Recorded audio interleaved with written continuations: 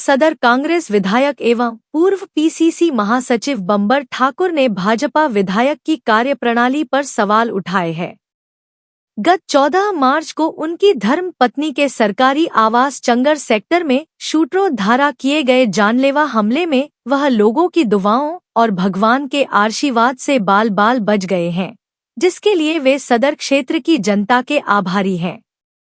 उन्होंने आरोप लगाया कि गत 23 फरवरी 2024 को रेलवे निर्माण कंपनी के कार्यालय में उन पर जानलेवा हमला करने के बाद सभी हमलावर तत्काल एम्स में भागकर एक बड़े भाजपा नेता के पास पहुंच गए थे, जिसने पुलिस को कथित उन हमलावरों को गिरफ्तार करने से रोकने का प्रयास किया था।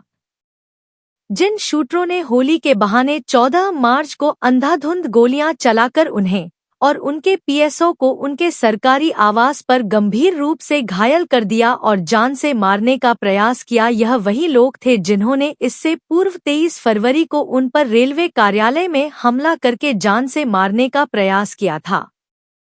वह शुक्रवार को यहां पर पत्रकारों को संबोधित कर रहे थे।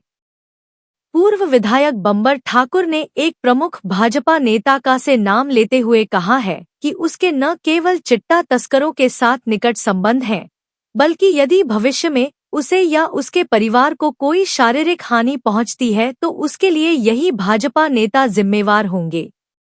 उन्होंने आरोप लगाया कि भाजपा विधायक विधानसभा के अंदर व बाहर बार बार उनकी सुरक्षा हटाने की मांग कर रहे हैं, लेकिन वह सुरक्षा हटाए जाने का कारण न तो बता रहे हैं और न ही यह स्पष्ट कर रहे हैं कि इसके पीछे क्या मंशा है।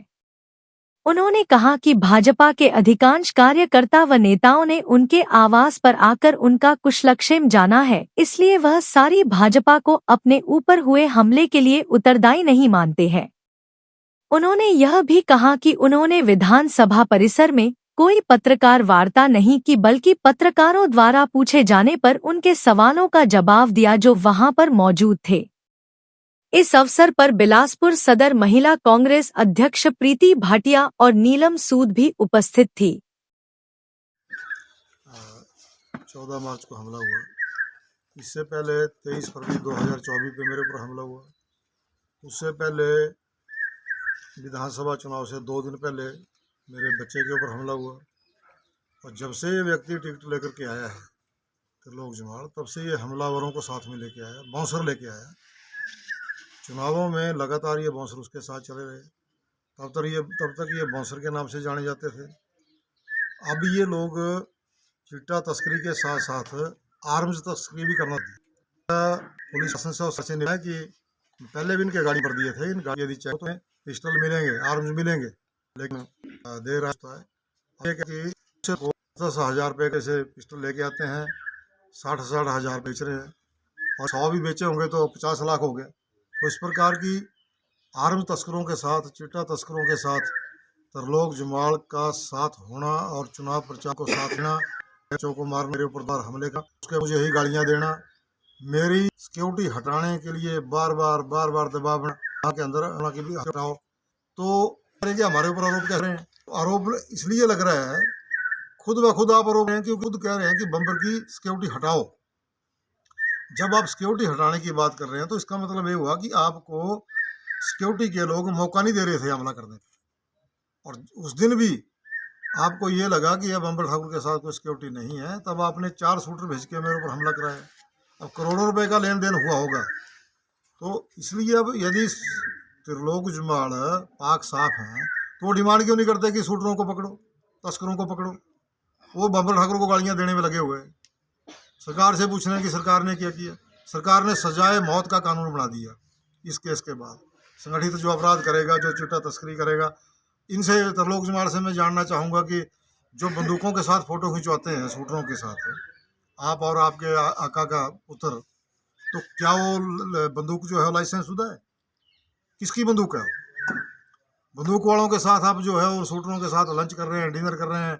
अपने घर में, बिलासपुर वाले घर में आपने उनके साथ लंच किया, डिनर किया। एक बार नहीं किया, कई बार किया। तो ये इन चीज़ों की डिमांड क्यों नहीं करते? तो त्रिलोक जमाल जी इन चीज़ों की डिमांड करें कि भाई जो शूटर हैं वो गिरफ्तार हों, शूटरों की प्रॉपर्टी नीलाम हो, शूटरों को सजाए मौत हो, तब तो हम उनको माने कि वो ठीक बात कर रहे हैं, डिमांड कर रहे हैं कि शूटरों को मौका दिया जाए, बम्बर ठाकुर की सिक्योरिटी हटाएं ताकि हम उसको ख़त्म करें। सबसे बड़ा दुख यदि इस वक्त हुआ है मेरे जिंदा रहने का तो लोग जमाल को हुआ है। और